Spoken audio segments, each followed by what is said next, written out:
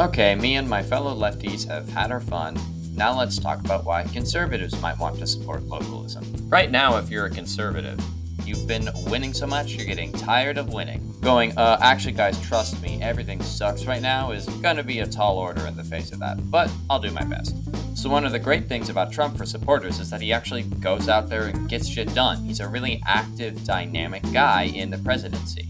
The problem is the way that he gets all this stuff done is by expanding executive authority, by doing stuff like issuing new executive orders or directing agencies to aggressively prosecute political enemies.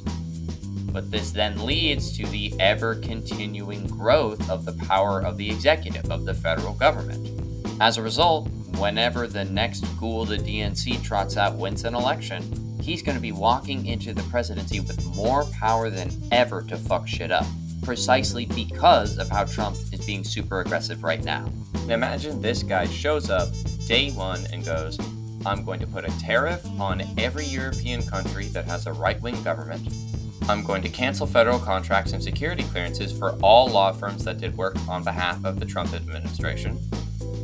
And I'm going to deny Department of Education funds to any university that does not allow trans people to compete in women's sports. Sure, these are different policy objectives than Trump, but they all rely on exercising the exact same powers that Trump is currently exercising. And he's setting a precedent for what the next liberal president will be able to do, unless something changes and the federal government doesn't have as much power anymore. A problem at the state and federal level for conservatives is urbanization. If you live in a city, you're much more likely to be liberal, and unless something changes in the coming years, the future could look like an America that, by average square mile, is conservative. But because the federal and the state government call the shots, even at the local level, a few liberal population centers end up basically ruling the entire United States. Okay, policy lightning round. The deficit. Congress just passed a bill that said we're going to raise the debt ceiling by a couple $1 trillion and only commit to cutting a couple billion. These are profoundly unserious uniparty people. It's going to take change at the local level to really cut down on the amount of debt in America.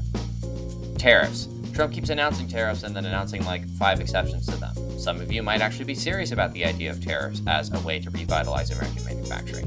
If that's the case, you're going to need to act locally if you want to see these consistently put in place instead of being bent for every billionaire who comes begging to the White House. Ending the forever war. Conservatives are at least trying when it comes to Ukraine, but when it comes to the Middle East, all that willingness dries up. Instead, it's how much treasure would you like today, Mr. Saudi Arabia? How many American lives would you like us to put in danger today, Mr. Israel? If you want to stop all this America world police shit, it's going to take empowered local governments refusing to spend more money and more American lives on foreign wars.